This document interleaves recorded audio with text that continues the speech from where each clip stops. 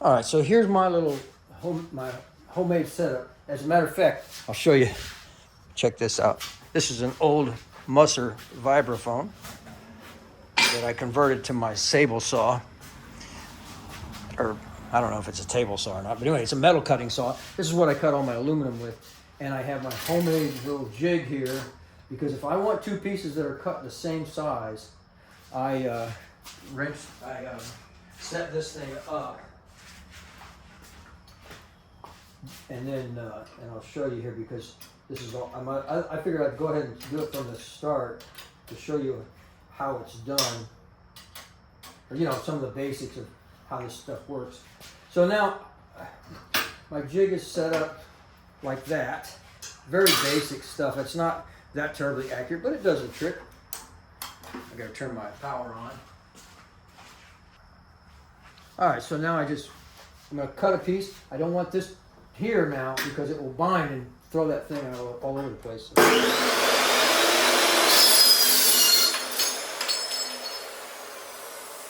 right, and that is using a metal cutting, the Metal Devil, which is about a $500 piece of equipment, and then a aluminum cutting saw blade that is a, you see the cut there.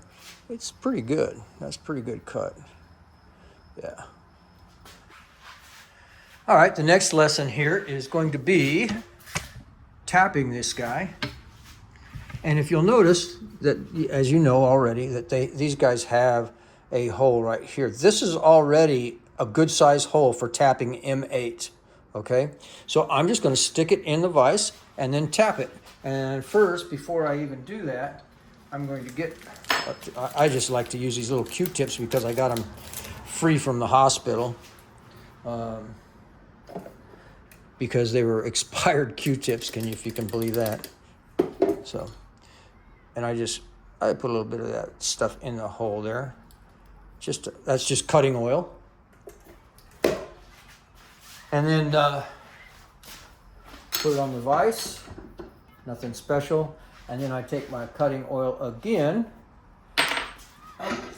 I've got my M8 tap. I'm gonna put a little cutting oil on the end of that. I just use a toothbrush. Just dab it on there.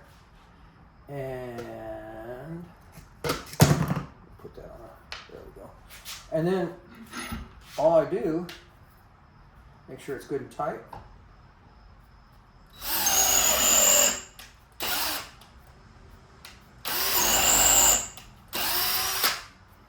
Brush it off, brush the shards off a little bit. I'll go a little bit deeper.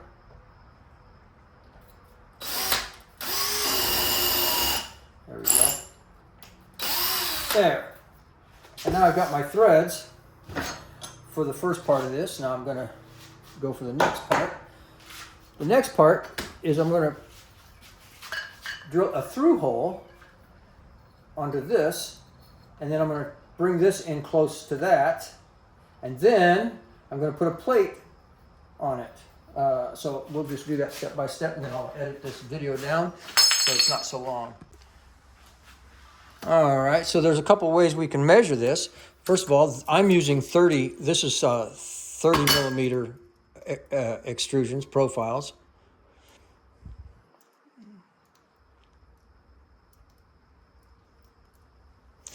If you can see that, 30, yes, 30, all right, close enough. All right, so what I'm gonna do is I'm gonna mark it.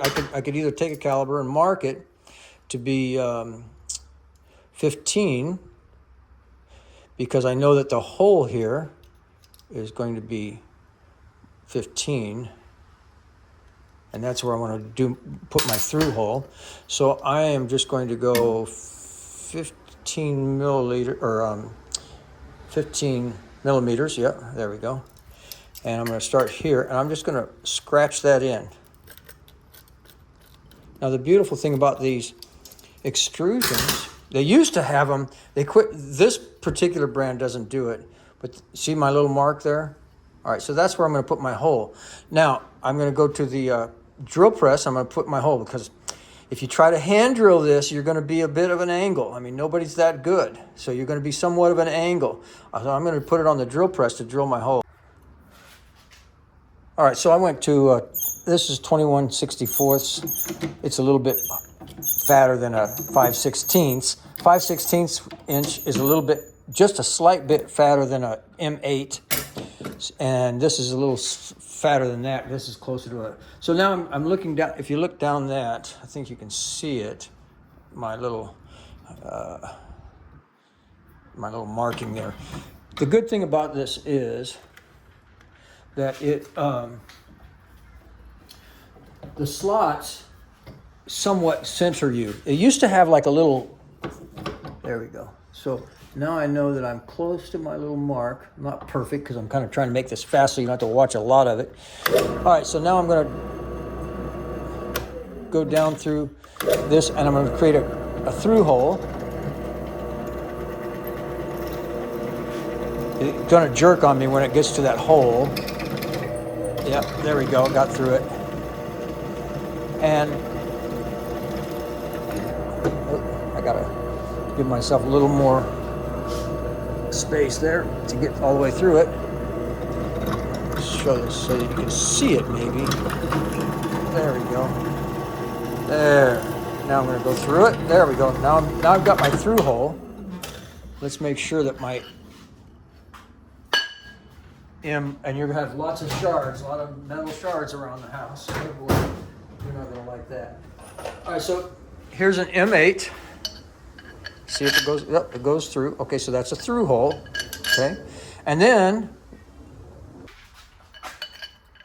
I can just take my M8, okay? And I've tapped the center of that, so now I'm gonna just screw that on there. Let me get that. There we go.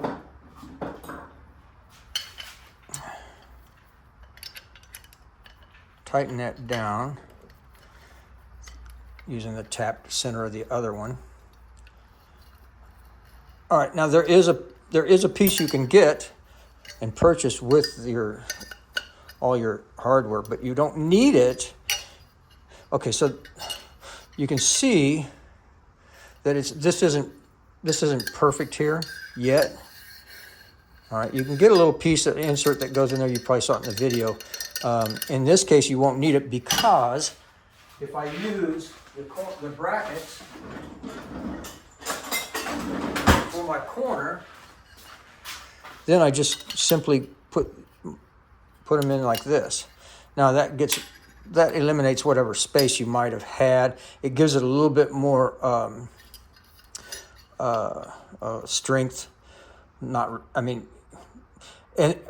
the only thing is you can't then, if you want to change the position of this, you can't slide it up to someplace else. So you don't want to do that with shelving that you might want to change the height on, but that is an easier way and a better way. And understand this, when you do it this way, you have the strength as if this were a solid piece of aluminum going this direction. So you have this strength going this way, much, much stronger than your your weak spot on your brackets, the bent brackets, is the bend, okay? Is the bend. Now, either one of those is probably going to be strong enough. This is a far better way than trying to double up those brackets.